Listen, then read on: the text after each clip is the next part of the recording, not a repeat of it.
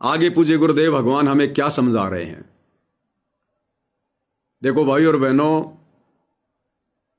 परमात्मा ने जिन आत्माओं को इसी जन्म में सतलोक लेकर जाना होगा, परमात्मा उनकी हर प्रकार की कमी को दूर करेंगे, करवाएंगे।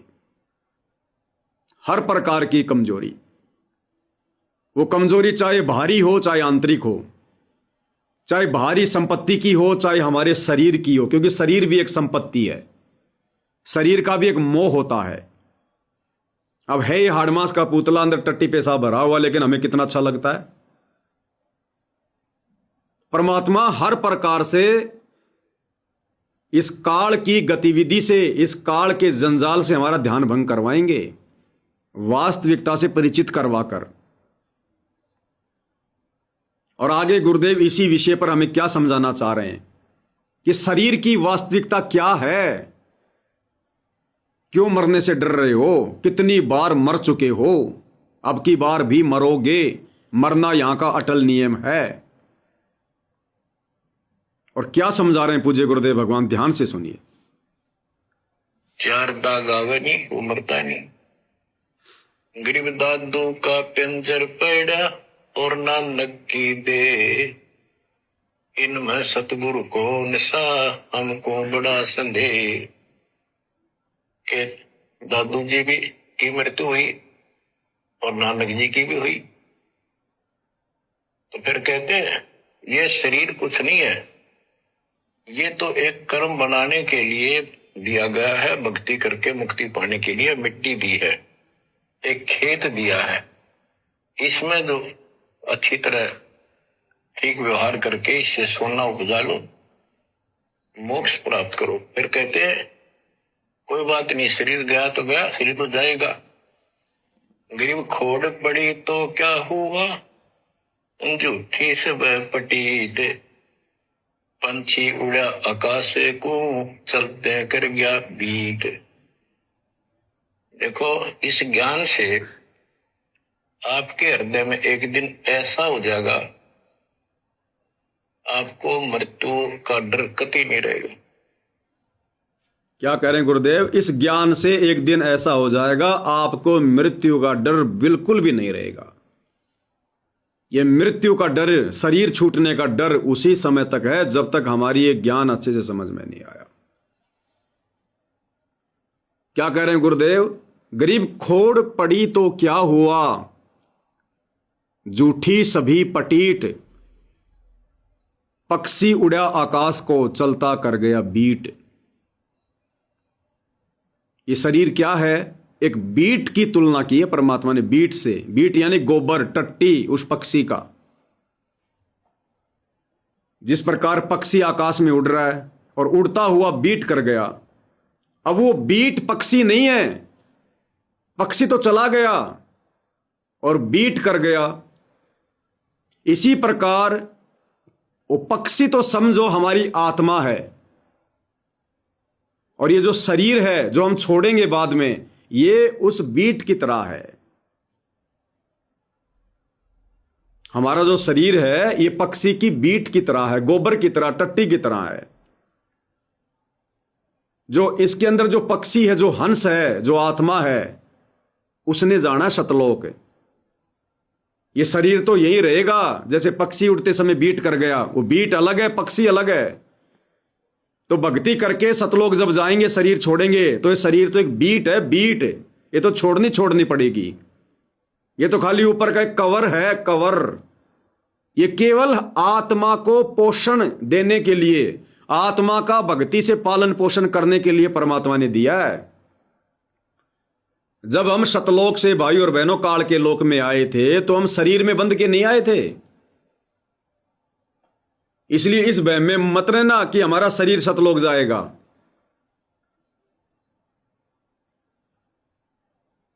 हम जब सतलोक से आए थे, हम आत्मा रूप में थे, आत्म रूप था हमारा, नूरी सा। परमात्मा ने सूक्ष्म बना के दुर्गा के अंतःकरण में डाल दिया और कहा कि जितने तू चाहेगी उतने अपने वचन से पैदा कर देना। अब यहां आने के बाद ये गंदा लोक, यहां की सृष्टि 5 तत्वों से बनी हुई है, ये सतलोक थोड़ी है। जो उसी रूप में, नूरी रूप में दुर्गा हमें यहां पर मनुष्य जन्म दे देती, तो फिर इनकी मजबूरी हो गई 5 तत्व का शरीर देने की। अन्यथा जब हम सतलोक से आए थे, हम शरीर में बंध के नहीं आए। ये शरीर हमें यहां मिला है काल के लोक में 5 तत्व का। तो जब हम सतलोक जाएंगे तो शरीर तो छोड़ के जाना पड़ेगा। हाँ, वो मालिक की मौज है, अगर किसी को सह शरीर लेकर जाना चाहे तो समर्थ, अपनी समर्थता दिखाने के लिए वो केवल यही लोगों को दिखाएगा कि देखो सह शरीर जा रहे हैं। आगे चल के परमात्मा ना जाने क्या कर देगा।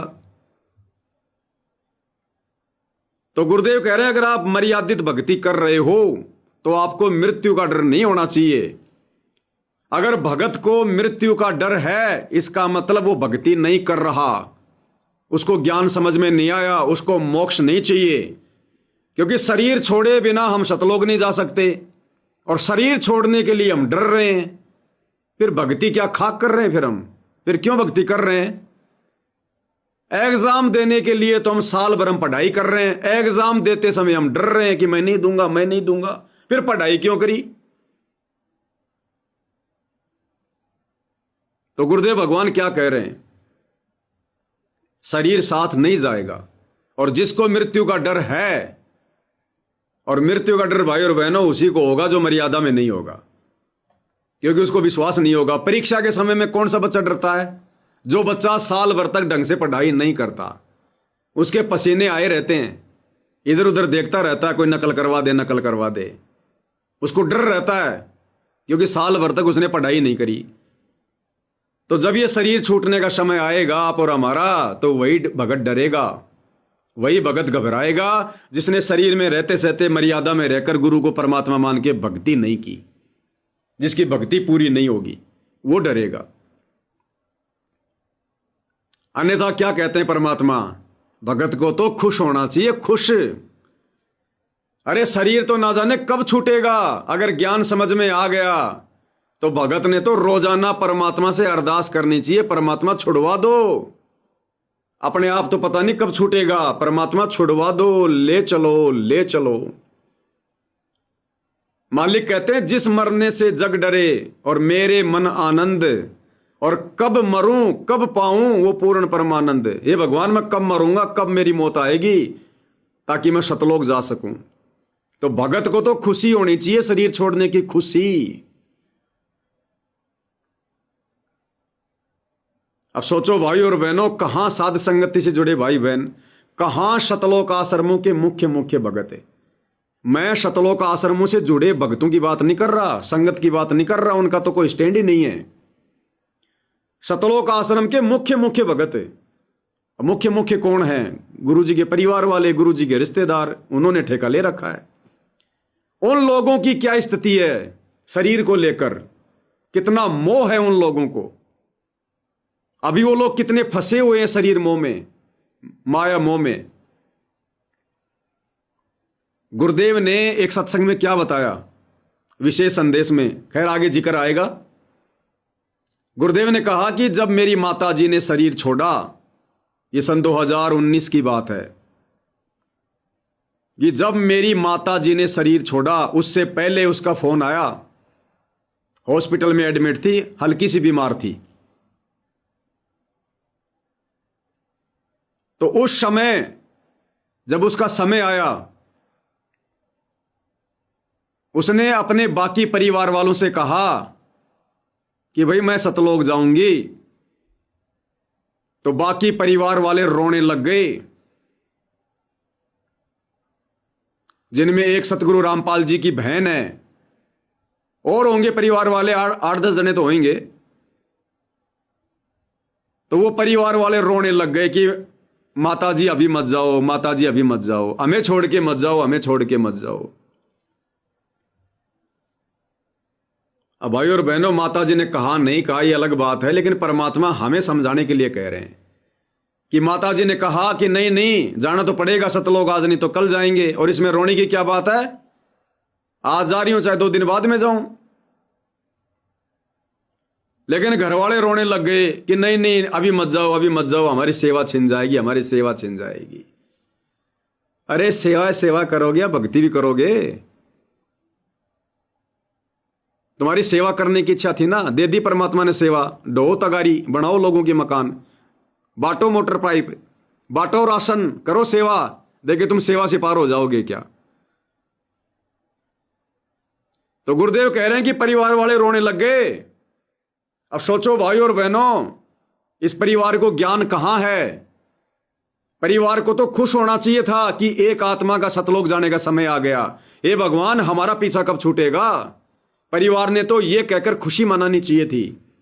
अगर इस परिवार को विश्वास था कि यह आत्मा सतलोक जाएगी, अगर उस परिवार को ज्ञान है, उस परिवार को विश्वास है, तो फिर रोना क्यों? अरे एक आत्मा काल के जाल से निकलकर अगर सतलोक जा रही है, सतगुरु लेकर जा रहे हैं, और बाकी परिवार उपदेशी है, फिर रो रहा है। रो क्यों रहे हो भाई? तुम तो उसको भी फांस रहे हो। गुरुदेव तो कहते हैं कि अंत समय में अगर किसी भगत का शरीर छूटने वाला हो, उसको हिम्मत देनी चाहिए कि भाई निकल, तेरा सौभाग्य, तेरा परम सौभाग्य जो तेरा सतलोक जाने का समय आ गया। सुरती लगा ले परमात्मा के मंत्र में, शब्द में, सतलोक में सुरती लगा। हमारे अंदर ध्यान मत रखना, नहीं तो गधा बन के फिरेगा। मालिक के चरणों में ध्यान लगा, जो तेरे को सतलोक लेकर जाएंगे। क्या समझाया करते हैं गुरुजी? भगत ने तो यह कहना चाहिए अंतिम समय में। और गुरुजी के परिवार वाले, जिनको हम तत्व ज्ञानी, परम ज्ञानी, महाज्ञानी मान रहे हैं, जो परिवार दुनिया को सार नाम बांट रहा है, सार शब्द बांट रहा है, वो रो रहा है कि माताजी अभी मत जाओ, अभी मत जाओ। सोचो, ना तो इनको ज्ञान है भाई और बहनों, उस बुढ़िया को और फांस रहे हैं ताकि उस बुढ़िया की मोह ममता छा जाए, उनको रोता हुआ देखकर। तो सोचो, जब इनका शरीर छोड़ने का समय आएगा, गुरुजी के परिवार वालों का, तो ये शरीर छोड़ने को तैयार होंगे क्या? जब उस बुढ़िया को शरीर नहीं छोड़ने दे रहे थे, उस इंद्रो देवी को शरीर नहीं छोड़ने दे रहे कि रुक जा, रुक जा, रुक जा। सोचो, जब इनका खुद का शरीर छोड़ने का समय आएगा, ये कितना रोएंगे, कितना धोएंगे, कितना दुखी होंगे। तो सतगुरु की वाणी के आसपास भी नहीं है सतगुरु का कलयुगी परिवार। सतगुरु तो कहते हैं, जिस मरने से जग डरे मेरे मन आनंद, कब मरूं कद पाऊं पूर्ण परमानंद। भगत ने तो खुशी मनानी चाहिए। अगर किसी परिवार के सदस्य का भी शरीर छूट रहा है तो ये भैया तेरा परम सौभाग्य, तू हमसे पहले सतलोक जा रहा है। उसको तो उन बातों में लगा देना चाहिए जो बातें गुरुदेव ने समझा रखी हैं। घर में कोई माई है, कोई पिता है, उसको उसी ध्यान में लगा के रखना चाहिए जब भी उसके पास बैठो कि माई तेरा तो आजकल रह गया, तेरा तो आज शरीर छूट जाए, कल छूट जाए, कोई भरोसा नहीं है। तेरे ऊपर तो बहुत बड़ी दया हो गई, मेहर हो गई गुरुजी की। और देख, हमारे वारे घर की भी साफ सफाई करके आ जाना। तेरे को तो महल मिलेगा, तेरा तो विमान तैयार मिलेगा, तू तो महल में रहेगी, अब राज करेगी, ऐश करेगी। देख, हमारे भी मकान खाली पड़े हैं, कभी कभार उनमें भी झाड़ू वाड़ू लगा के आ जाना। हालांकि झाड़ू वाड़ू की जरूरत नहीं हुआ, वहां कोई मिट्टी धूल नहीं है, लेकिन उस आत्मा को हमने उलझा के रखना है, फंसा के रखना है।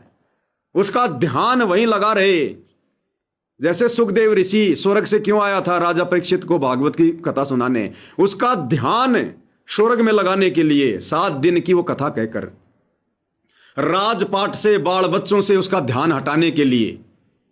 तो इसी प्रकार हमने तरह तरह की बातें करके जो गुरुदेव ने बता रखी हैं, हमेशा परमात्मा की चर्चा करके, परमात्मा की महिमा करके कोई शब्द गाने लग जाओ। उस आत्मा को उलझा के रखना है कि उसका ध्यान 24 घंटे हर क्षण सतलोक में रहे, गुरुजी के चरणों में रहे, और उसको खुशी हो कि हां भाई मैं बिल्कुल सतलोक ही जाऊंगी। अरे जब ये सब इतने विश्वास के साथ कह रहे हैं तो सतलोक ही जाऊंगी, वो दृढ़ हो जाए आत्मा, या उसकी आस्था ना रहे। गुरुदेव भगवान तो हमें इस प्रकार से निर्देशित करते हैं, और हम क्या कर रहे हैं? माई अभी मत जा, वो चली गई, अच्छा नहीं तुम्हारी तरह फिर मकान लोगों के बन रहे हैं ना अन्नपूर्णा मुहिम के तहत। अब बेचारी बेगार करती, बेगार अपने कर्म फोड़ती। कम से कम शरीर छूट गया, दूसरा शरीर तो मिल जाएगा। मोक्ष तो नहीं है, क्योंकि गुरु को परमात्मा माने बिना मोक्ष नहीं होगा, और मां कभी अपने बेटे को भगवान नहीं मान सकती। दूसरा जन्म लेना पड़ेगा, ले लिया होगा। अगर ना जाती तो तुम्हारी तरह इसी प्रकार से बेगार करती रहती वो भी। तुम बेगार करवाते उस आत्मा से, मकान बनवा बनवा के लोगों के कर्म फूटते। तो भाई और बहनों, आप और हमने केवल गुरुजी का मोह, गुरुजी का मोह, सतलोक का मोह, सतलोक की इच्छा, गुरुजी की इच्छा, और अंत समय में कुछ भी दिखाई नहीं देना चाहिए। ये रिहर्सल हमने अभी से करनी पड़ेगी। ये बाल बच्चे, माता पिता, हम खुद हाड़ मांस के पुतले हैं, कुछ नहीं है। गुरुजी कहते हैं देही को सतगुरु कहे यो सब धुंधर ज्ञान। जब वो देही सतगुरु नहीं है तो हमारी आत्मा शरीर कैसे हो जाएगी? अरे हमारी आत्मा भी तो शरीर में बंधी पड़ी है। फिर ये शरीर थोड़ा ना हमारा कोई, हमारी पहचान है, हमारा ये है। ये शरीर हम थोड़ी हैं। हम तो शरीर में बंधे पड़े हैं। असल में हम कौन हैं? हम आत्म रूप हैं जो इस शरीर के अंदर है। उस आत्मा को दोबारा से चार्ज करने के लिए, भक्ति की शक्ति से चार्ज करने के लिए परमात्मा ने ये शरीर दिया है। शरीर से भक्ति करके, धर्म कर्म करके हम जो है आत्मा को चार्ज कर रहे हैं। ये शरीर एक चार्जर है। जिस प्रकार मोबाइल की बैटरी को चार्ज करने के लिए चार्जर लगाते हैं, तो हमने आत्मा को चार्ज करने के लिए शरीर रूपी चार्जर प्राप्त किया है। और जब आदमी कहीं जाता है तो चार्जर नहीं लेके जाता, खाली मोबाइल जेब में डाल के ले जाएगा, वो चार्जर वहीं रहता है। ये शरीर एक चार्जर है, आडमास का पुतला है। लेकिन दुखी कौन रहता है, परेशान कौन रहता है, मोह ममता में कौन फंसा रहता है? जो शरीर को ही सब कुछ मानता है। अब जैसे जब तक ये ज्ञान नहीं है, आप और हमारे परिवार में कई लोगों की मौत हो चुकी होगी, और भी हम देखते हैं दुनिया में। छोटे छोटे बच्चे अपने पिताजी की गोद में बैठेंगे, खेलेंगे, कूदेंगे, हंसेंगे, रात को उसकी छाती पे सोएंगे, बिना बिना पापा जी की नींद नहीं आती। हम उस शरीर से मोह कर रहे हैं। हम शरीर को अपना पापा समझ रहे हैं, अपनी मम्मी समझ रहे हैं, जबकि असल में वो शरीर हमारी मम्मी नहीं, हमारा पापा नहीं। और जिस दिन वो शरीर छूट जाता है, किसी का पापा मर गया, किसी की मम्मी मर गई, अब गुरुजी कह रहे हैं अगर वो शरीर ही तेरा पापा है तो रख अपने घर में, रख अपने घर में 4-5 दिन, पता चल जाएगा। जब वो सड़ेगा, बदबू मारेगा, तुम खुद उठा के फेंकोगे। जिस शरीर को तुम पापा समझ रहे थे ना, मरने के बाद उसको घर से बाहर क्यों निकाल देते हो तुरंत? चलो भाई डेड बॉडी को ले चलो, ले चलो भाई, रखो ना उसको एक दिन। कौन रखेगा बता दो? करो प्यार, उस डेड बॉडी पे पड़े रहो 4-5 दिन तक, उसमें कीड़े पड़ जाएंगे, कीड़े, बदबू मारेगी, सड़ेगा, नाक बंद कर लेंगे। निकालो, काहे का पापा, काहे की मम्मी, सड़ गए, मर गए, निकालो निकालो। तो ये हमारी अज्ञानता कि हम शरीर को ही सब कुछ समझ रहे हैं। ये मेरा बेटा, ये मेरी बेटी, ये मेरा पोता, ये मेरी मां, ये मेरा बाप, ये मैं। इसके अंदर जो सूक्ष्म है, जो आत्मा है, वो ना मेरा बेटा है, ना मेरी मां है, ना मेरा बाप है। वो सतगुरु का है, सतगुरु का, उस परमात्मा की आत्मा है, जिसको हम अपना समझ रहे हैं। हमारा कोई अधिकार नहीं है उस आत्मा के ऊपर। हम तो उस शरीर के ऊपर अपना अधिकार जमा रहे हैं बिना ज्ञान के। मेरा बेटा मर गया तो रोना धोना शुरू कर दिया। अरे तेरा कहां भैया? तेरा होता तो तेरे को छोड़ के क्यों गया? तेरा था तो तेरे को छोड़ के क्यों गया? रहता ना तेरे पास में। तेरा तो वो शरीर भी नहीं है। अगर वो शरीर भी तू अपना मानता है तो रख ले फिर अपने बेटे के शरीर को अपने घर पे रख, उस डेड बॉडी को अपने बेड पे रखे 4-5 दिन, पता चल जाएगा वो शरीर भी नहीं है तेरा। तो भाई और बहनों, आप और हमने ज्ञान को आधार बनाना, हमने इनमें फंसना नहीं है। इस काल ने इसी प्रकार से हमारे को माया में फंसा रखा है, झूठा लोभ देके, परलोभ देके। ये तेरा बेटा, ये तेरी कार, ये तेरी कोठी, ये तेरी मां, ये तू। और गुरु हमें हकीकत बताने आते हैं, वास्तविकता बताने आते हैं कि तुम्हारे को तो भैंस की तरह मूर्ख बना रखा है। जैसे भैंस का बछड़ा मर जाता है, व्यापारी लोग क्या करते हैं, बछड़े की खाल उतरवा लेते हैं एज इट इज, और उसमें चारा भर देते हैं, भूस, और वापस सी देते हैं, और भैंस के आगे आगे करके ले चलते हैं। वो भैंस उसको अपना बच्चा समझ के रें रें करती हुई चलती रहती है। उस भूस भरी खाल को अपना बच्चा समझ रही है। आप और हमारी भी बिना ज्ञान के भैंस की तरह ही बुद्धि थी। हम भी ये हाड़ मांस, ये भूस भरा हुआ है, टट्टी, पेशाब, लार, थूक, हड्डी, और ऊपर से खाल से काल ने पैक कर रखा बढ़िया चिकना, और हम सोच रहे हैं कि ये मेरा बेटा है, ये मेरी माँ है, ये मेरी फलानी है। अचानक से मृत्यु हो गई, वो सड़ेगा। तो जो आत्मा है उसके अंदर, वो हमारी नहीं है, हमारा कोई अधिकार नहीं है, वो सतगुरु की है।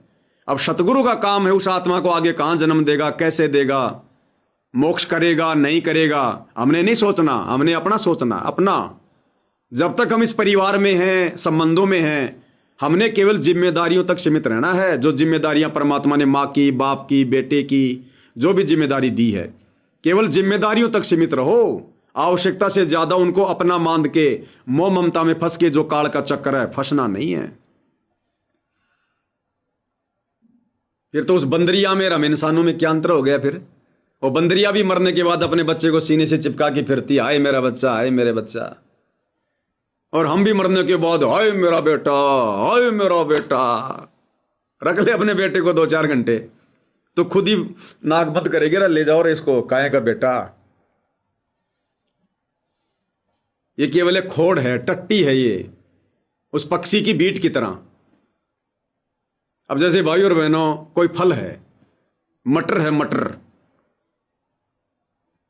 अब जिसको मटर खाना होगा वो क्या करेगा? छिलके के साथ मटर खाएगा क्या? क्या करेगा? छिलका उतारेगा पहले, फिर अंदर से मटर निकाल के खाएगा। वो छिलका खाने की चीज है क्या? असली वस्तु तो मटर है। उसको छीला, मटर निकाले, छिलका फेंक दिया, तो ये छिलका है हमारा शरीर। असल वस्तु तो मटर है, जिसको खाओ चाहे सब्जी बनाओ।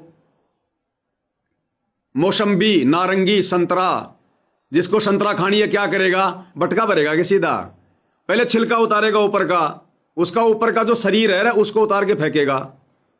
खाता है कोई छिलका? ऐसे हमारा शरीर है ये। तो गुरुदेव भगवान के ज्ञान को आधार बनाकर भाई और बहनों, आप और हमने इस भक्ति मार्ग पर इस काल के जंजाल को, इस मोह माया को इस प्रकार से हल्का करना है, काटना है कि मैं सतगुरु का और सतगुरु मेरा, इसके अलावा ना कोई मेरा ना कोई तेरा, सब है काल का बखेड़ा। अकेला आया था, अपनी मर्जी से हाथ खड़ा किया था, यहां से भी अकेला ही जाऊंगा और अपनी मर्जी से ज्ञान को समझूंगा। जब तक मैं तैयार नहीं होऊंगा अपनी मर्जी से, जब तक मैं सहमति नहीं दूंगा सतलोक जाने की ज्ञान आधार बना के, तब तक सतगुरु नहीं लेके जाएगा। तो हमने अपने आत्म कल्याण की सोचनी है कि मेरा पीछा कैसे छूटे। जो बेटा, पोता, पोती, माता पिता आज हमारे साथ में हैं, रिश्तों में हैं, कल को वो भी मरेंगे, मैं भी मरूंगा, ना चाहते हुए मरेंगे।